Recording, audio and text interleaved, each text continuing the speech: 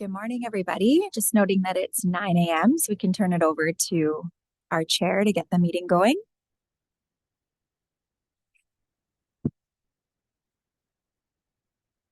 Before we start, I'd like to do a land acknowledgement. I'd like to recognize that the area we call the Fraser Valley Regional District has been home to Indigenous peoples for generations.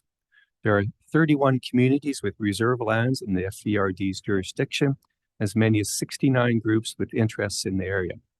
This diverse landscape means that there are many viewpoints that need to be considered when we make decisions, because what we decide as local government can affect everyone in different ways now and in the future.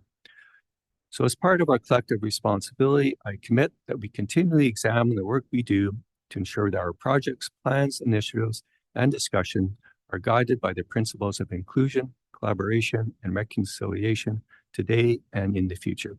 So with that in mind, I'd like to call to order the July 8th, 2024 meeting of the FVRD Board of Variance. The next item on the agenda is the approval of the addenda and late items.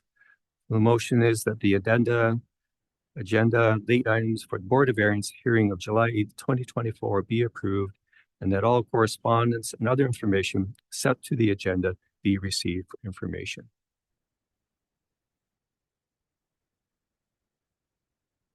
I so move. Second, all in favor? All in favor? Great, thank you. Seeing as we are a smaller group, we'll just start with some introductions before we get going. So if I can just have the board introduce themselves first. Grant Atchison, Vice Chair. Judy Duffus, full member. And I'm Lauren Olenek. I'm the Deputy Corporate Officer. And then to my right, we have Jamie Van Ness, Director of Legislative Services, Hasib Navi, Deputy Director of Planning and Development, Tracy Herron, Planner, and Haley Catan, Planning Technician. And in the back, Amanda Malloy, our Admin Manager, who will be our Recording Secretary. And then we have our applicants here, Diane and Don Bruno. Welcome. So before we get going, I'll just say that we are here today for a Board of Variance hearing with respect to number 79201 Shook Road in Electoral Area G. The applicants are requesting a variance to permit a roof addition over an existing deck to a legally non-conforming structure. Tracy Herron will provide a presentation for the board, and following that, we will open it up for discussion between the board and the applicant. Turn it over to you, Tracy.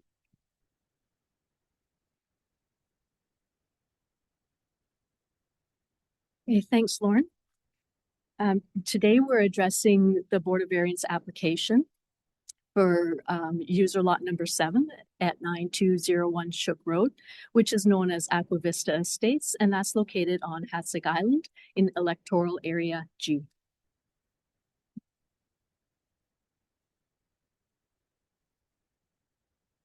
So the registered owner is Aqua Vista Estates, and the entire lot area is 5 acres. Within that 5 acres, it's divided into 21 user lots, and the user lot 7 is with Don and Diane Bruno. The FVRD floodplain regulations has a flood construction level of 10.3 meters, and that's above mean average sea level, and that's for habitable spaces. And there's also a 7.5 meter setback from Hatsig Lake. The official community plan designation is rural, and the zoning is rural 4.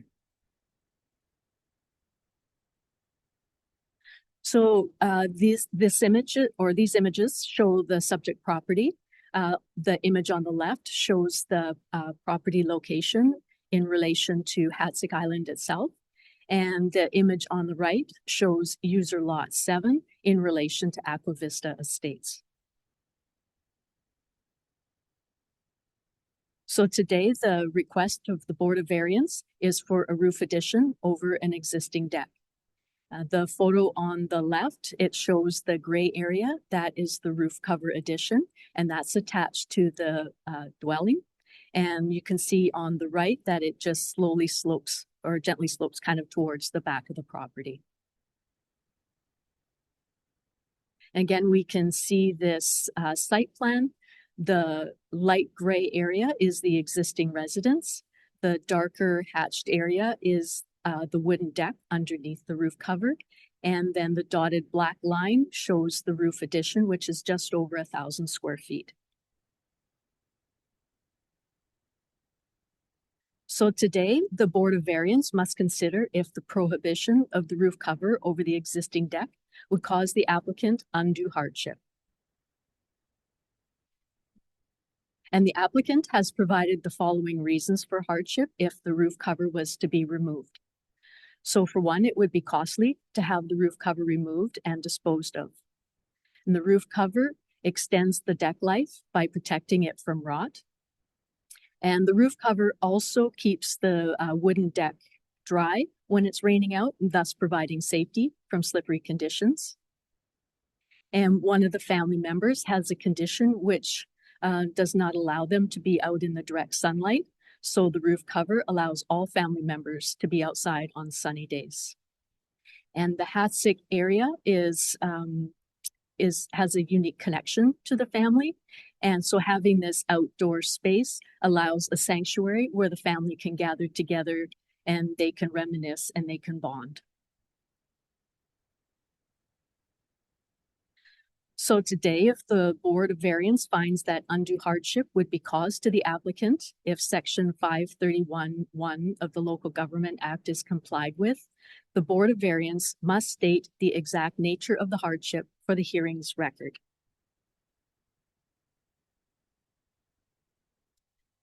So the board is to take several things into consideration with this variance. And one, it's to decide whether the roof cover results in inappropriate development of the site. So the roof cover is, it won't change the non-conforming residential use. It meets the zoning bylaw siting regulation. And it also meets the general exemption criteria under the FVRD floodplain management bylaw. The board must also consider if the roof cover adversely affects the natural environment. So the roof cover does not increase the footprint of the existing dwelling, and the roof cover is not expected to contribute additional stress on the water or the septic capabilities. And it is also unlikely to adversely affect the surrounding natural environment. The board must also consider whether the roof cover substantially affects the use and the enjoyment of the adjacent land.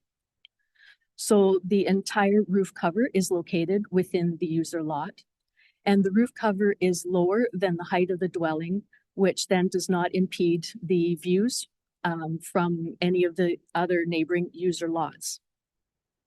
Notification through a mail-out was provided to the property owners and residents within 30 meters of the site. And a petition for support was provided by the applicants, and 5 other user lots from Aquavista Estates was provided. The board must also consider if the roof cover varies the permitted uses and densities under the applicable bylaw. And the property density is already legally non-conforming. So the proposal or the roof cover does not change or increase this non-conforming density.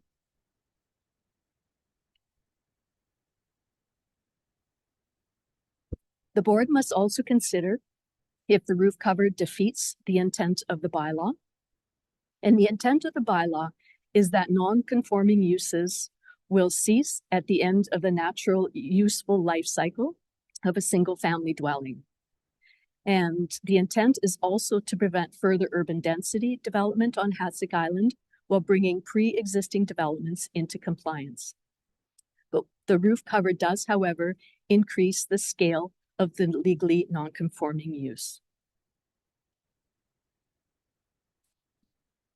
So Section 531 of the Local Government Act states that a structural alteration or addition must not be made to a building or other structures while a non-conforming use is continued. And there's also a section in the Local Government Act as 530. It states that non-conforming use of the land is not to be continued on a scale or to an extent or degree greater than that at the time of the adoption of the land use regulation bylaw. And the FVRD Official Community Plan Bylaw 899 provides policies to bring these non-conforming properties back into compliance with the bylaw. So today, the board may order that the applicant be exempt from Section 531(1) of the Local Government Act if the board has heard the applicant and any person notified under Section 541 and finds that undue hardship would be caused to the applicant if the bylaw or Section 531(1) is complied with, and is the opinion that the variance or exemption does not result in the inappropriate development of the site, adversely affect the natural environment, substantially affect the use and the enjoyment of the adjacent land, and vary the permitted uses, densities, and applicable bylaw, and if it does not defeat the intent of the bylaw. So that concludes my presentation. And so the board now has two options. One would be to approve the application, subject to undue hardship considerations. And if they were to choose that, then they would have to state the exact nature of the hardship.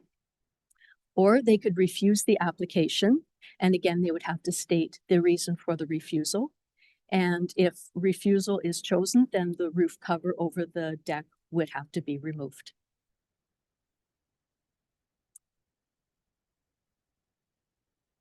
Thank you, Tracy. Great report. Thank you. Very thorough.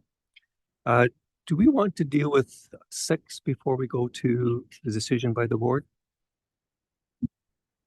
Just the public participation, or?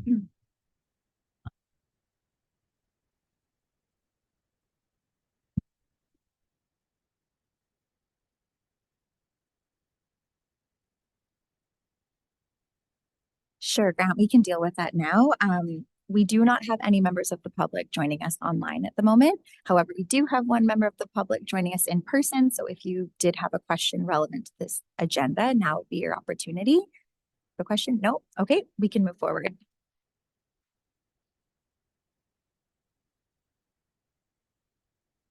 Judy, did you want to make any comments first? I have considered all this before the meeting. Sorry. I have considered all the points that you made in the presentation, and my recommendation or my motion is to approve the application. And the reason is behind it is the undue hardship that would be caused by the removal of the roof over the deck. The reasoning here I have is that if you live on Hatsick Island or have a property on Hatsick Island, you want to be out of doors. And to take that away would provide, if you like, no, not provide, would cause undue hardship, partly because of the fact that one of the members of the family have a problem with sunshine, so one would have to sit inside and the others outside, and that the whole point of the place is to provide a sanctuary for the family. And that is my reasoning. I have also considered all the other factors that we were asked to look at, and none of these appear to be applicable to this particular application. For example, if you like, there's no increase in density. There is no way it affects neighbors, and it does not change the fact that this building is non-conforming. It doesn't change that at all. It still remains non-conforming, and that's it. So that's my reasoning. Thank you. Thanks, Judy. Just also add that I think we have to consider a couple of things. One is that with climate change, and we're getting days like this more and more common, so therefore shade structures are important for the enjoyment of properties such as this. And in particular, this family's unique circumstances makes it all that more important. So I agree with my co-board member that removal of the structure would cause the owners to lose full use and enjoyment of the property, and therefore its removal would create undue hardship. And therefore, a move that we grant the exemption. In other words, approve the applicant's application. So moved.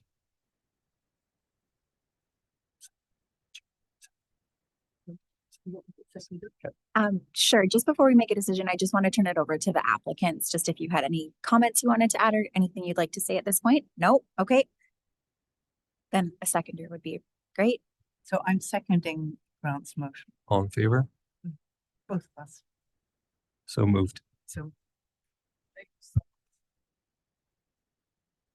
Move to adjourn the meeting unless Lauren, do you have anything? Nope, just a motion to adjourn. Thank you. Move to adjourn, Judy. seconded. All in favor? Approved.